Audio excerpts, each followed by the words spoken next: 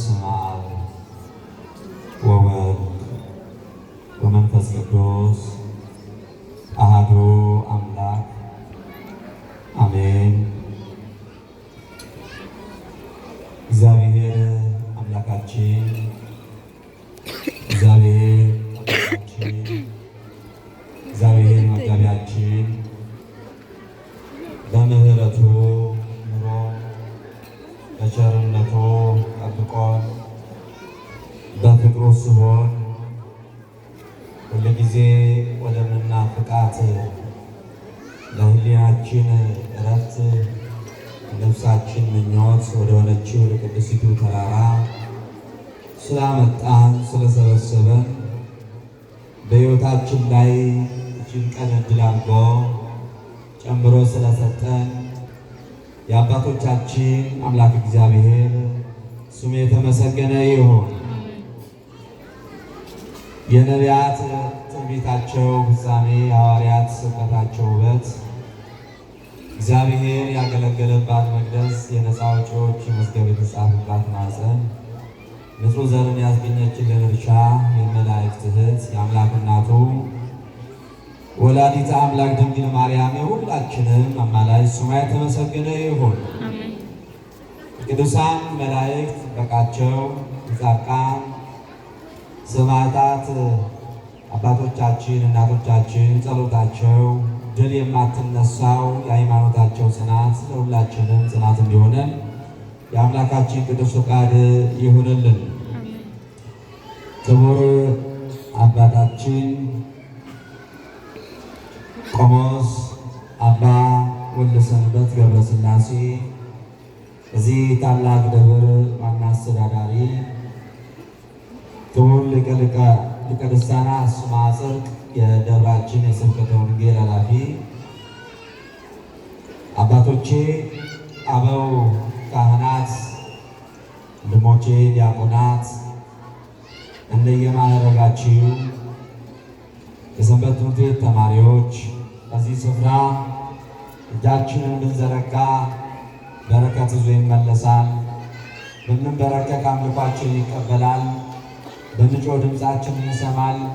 ብናለቅስ እንባችንን ያብሳል ብላችሁ ከሌሊቱ ጀምሮ እዚህ ያላችሁ እግዚአብሔር ቤተሰቦች አባቶችና እናቶች፣ ወንድሞችና እህቶች እንዲሁም ሕፃናት በወደደን በአንድ ልጁ በጌታችን በመድኃኒታችን በኢየሱስ ክርስቶስ ፍጹም ሰላም እንደምን አደራችሁ? እንደምን አደራችሁ? እንደምን ለዛ ደረሳችሁ? አሜን። እግዚአብሔር ይመስገን ብለን እንድንናገር የፈቀደልን የአባቶቻችን አምላክ እግዚአብሔር ስሙ የተመሰገነ ይሁን።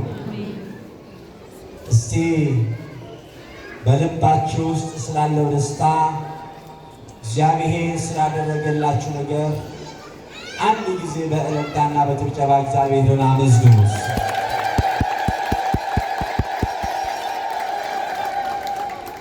በእውነት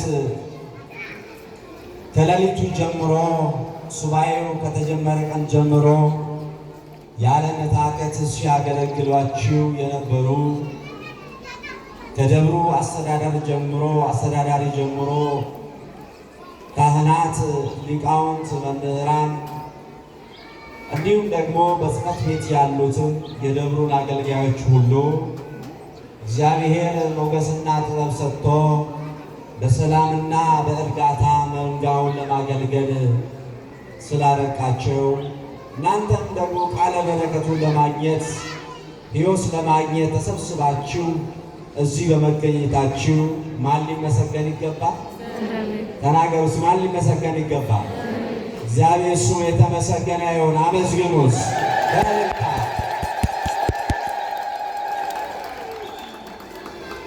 የምጠቀመው ሰዓት እጅግ በጣም ትንሽ ሰዓት ነው። ለምን ብትሉ የአባቶቻችን የአገልግሎታቸው በረከት ሕዝቡን እንደ ከዋክብት አብዝቶ ከሚቆመው ሰው እኩል ሊሆን ይችላል። ጠዋት ሲቆርብ የነበረው ሥጋ አምላክን ሲቀበል የነበረው ከዚህ በላይ ደስታ፣ ከዚህ በላይ የወንጌል ፍጻሜ ከዚህ በላይ የቤተ ክርስቲያን ደስታ የላትምና በእውነት ረጅም ሰዓት አልቆይም። ደስ ስላለኝ ነው። እግዚአብሔርን አመስግኑ። እኛ ያልቻለን ስለምን ነው? እስቲ ተናገሩ። እኛ ያልቻለን ስለምን ነው? ይህንን ቃል የምናገኘው በማቴዎስ ወንጌል ምዕራፍ 17 ከቁጥር 19 እና በማርቆስ ወንጌል ምዕራፍ 9 ላይ ይህንን ኃይለ ቃል እናገኛለን። ቃሉን የጻፈልን ቅዱስ ማቴዎስ ነው። ጥያቄውን የጠየቁት ደግሞ ደቀ መዛሙርቶች ናቸው። የትምህርታችን መሰረታዊ ዓላማ ለሚያምን ሰው የእግዚአብሔር ምሕረትና ኃይል ከእሱ ጋር እንዳለ ለማስረገጥ ብቻ ነው፣ ለማስታወስ ነው። ለሚያምን ሰው የእግዚአብሔር መዳንና ኃይል አብሮት ሁል ጊዜ እንዳለ ለማስገንዘብ ነው። በትርጓሜው ሲተረጉሙልን ሲያስረዱን የነበሩ ሊቃውንት ብዙ እንዳስተማሯችሁ ተስፋ አደርጋለሁ፣ አውቃለሁ። ለዛሬ የምትሆነን ገንዘብ ብቻ ከዚህ ስንመዛለን። ጌታችን መድኃኒታችን ኢየሱስ ክርስቶስ ከደቀ መዛሙርቱ ጋር ሆኖ ከደብረ ታቦር ተራራ ሲወርድ ሲመጣ አንድ ሰው እየሮጠ መጣ ይላል። በፊቱም እየሰገደ እየተንበረከከ ከኔ ጋር ናቸው አይደል? ምን እያለ እየሰገደ እየተንበረከከ ጌታ ሆይ ልጄን ማርልኝ፣ እነሆ በጨረቃ ይጥለዋል፣ ከእሳትም ይጥለዋል፣ ከውሃም ያስገባል ይጥለዋል፣ ሁል ጊዜ እየተነሳ ያሟል፣ ልጄ በሽተኛ ነውና ማርልኝ። ወደ ደቀ መዛሙርቶች ያመጣው፣ ደቀ መዛሙርቶች ግን ሊያድኑት ሊፈውሱት አልቻሉም ብሎ ነገሩ ለጌታ። ያሁን ዘመን እኛ ብንሆን እንደው ሐዋርያትን እየከሰሰ ነው ልንል እንችላለን።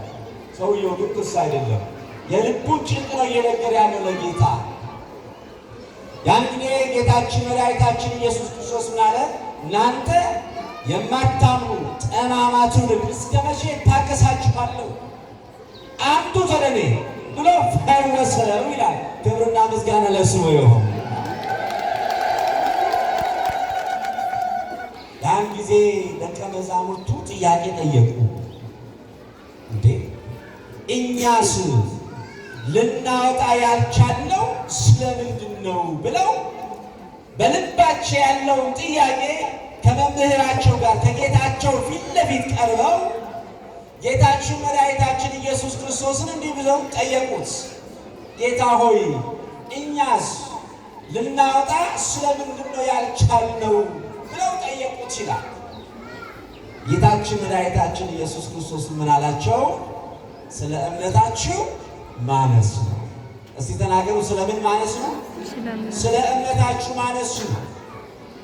እነሆ ቅንጣት ታህል የሰናፍጭን ፍሬ ታክል እምነት በልባችሁ ቢኖር ይሄንን ተራራ ከዚህ ተነሳ ወደዛም እለፍ ብትሉት ያልፍላችኋል።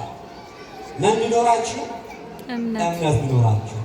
እንደዚህ አይነቱ የሚወጣው በጾምና በጸሎት ካልሆነ በቀር ሊሆን አይችልም።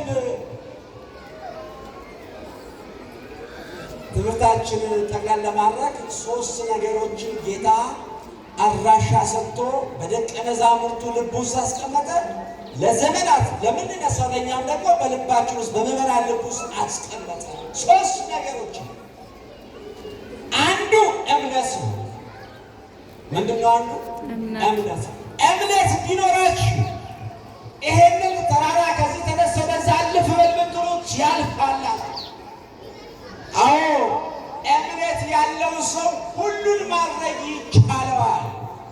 ሐዋርያው ቅዱስ ጳውሎስ በዕብራውያን ምዕራፍ 11 ቁጥር 1 ጀምሮ ሲናገር እምነት ተስፋ ስለምናደርገው ነገር የሚያስረዳ ያላየነው ነገር የሚያስረዳ ተስፋ የምናደርገው ነገር የሚያስረግጥ ነው ካለ በኋላ ለሽማግሌዎች የተመሰከረላቸው በዚህ ነውና ይላል። በምን? በእምነት እምነት ነው። ብዙ ሽማግሌዎች፣ የቤተ ክርስቲያን አባቶች፣ ሊቃውንት፣ ቅዱሳን የተመሰከረላቸው በእምነት ነው። ሄኖክ አካሄዱን ከእግዚአብሔር ጋር ያደረገ የተባለለት እምነቱ እግዚአብሔር ብቻ ሆነለት ነው።